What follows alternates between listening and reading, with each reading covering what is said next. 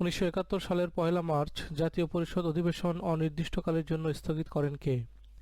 পাকিস্তানের প্রেসিডেন্ট ইয়াহিয়া খান। কার আহ্বানে অসহযোগ আন্দোলন পরিচালিত হয়?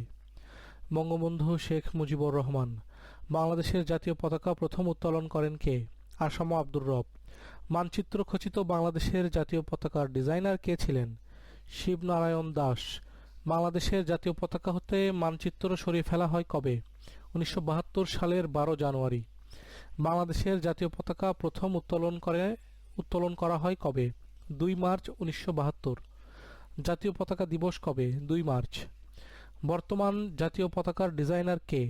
পটুয়া কামরুল হাসান। বাংলাদেশের জাতীয় পতাকার আয়তক্ষেত্রের দৈর্ঘ্য ও প্রস্থের অনুপাত কত? 10:6।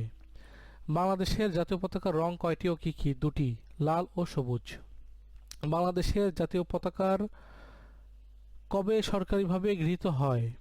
17 জানুয়ারি 1972। বাংলাদেশের জাতীয় পতাকার বৃত্তটির ব্যাসার্ধ পতাকার দৈর্ঘ্যের কত ভাগ? 5 ভাগের 1 ভাগ। কোথায় বাংলাদেশের স্বাধীনতার ইশতেহার ঘোষণা করা হয়? উত্তর সোহরাওয়ার্দী উদ্যান। 7 মার্চের ভাষণে বঙ্গবন্ধু শেখ মুজিবুর রহমান কয় দফা দাবি পেশ করেন? উত্তর 4 দফা। বঙ্গবন্ধুর 7 মার্চের ভাষণ কত মিনিট স্থায়ী ছিল? 19 মিনিট।